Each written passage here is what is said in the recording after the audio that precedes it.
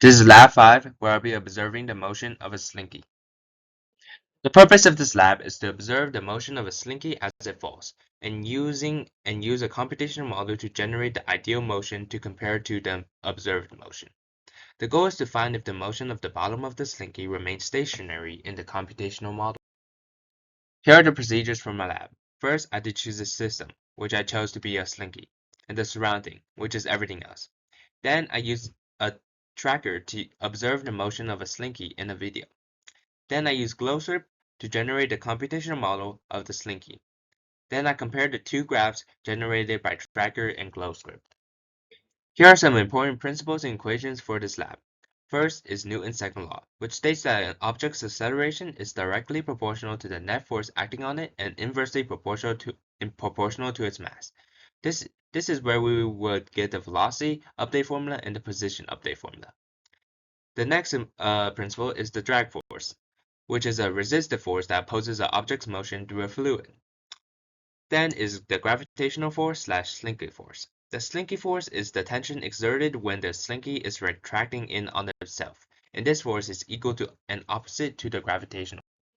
And here are the initial conditions for my lab, which I took from my tracker video. First, the initial position is 0.518 meters, and the initial velocity is 0, and the mass of the slinky is 0.25 kilograms. And here are the initial conditions for my code. First, I entered the mass of the slinky.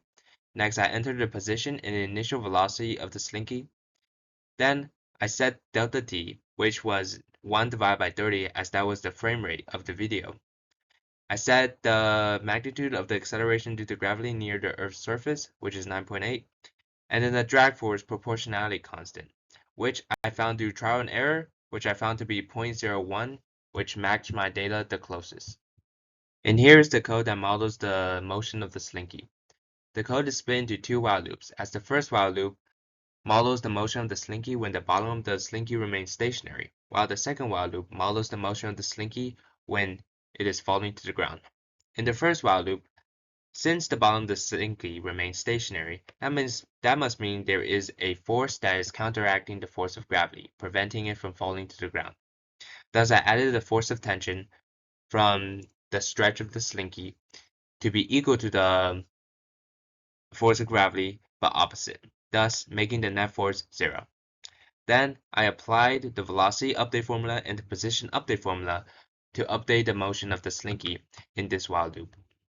Now we are on to the second while loop, which is just the slinky falling to the ground. In this case, the net force is equal to the force of gravity plus the force of drag. The force of drag comes from the air resistance, which is opposite to the object's motion. And then we also had to add the velocity and position update formula to update the position and velocity of the slinky. And here's the final result of the computational model and the observed model. And here's the graph that shows the slinky's y position in relation to time for the computational model and the observed model. As you can see, there is quite a large difference. However, these errors could come from human error from tracking the motion of the slinky and tracker, and unknown forces affecting the motion of the slinky. However, the computational model does show that the slinky does remain stationary as the top of the slinky retracts to the bottom of the slinky. Now we will answer some questions. What if we added mass to the bottom of the slinky?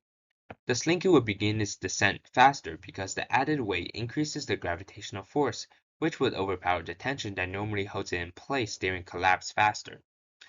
Why does the bottom of the slinky stay still for a moment, even after we release the top? The bottom of the slinky stays still at first because the release of the top doesn't reach it instantly.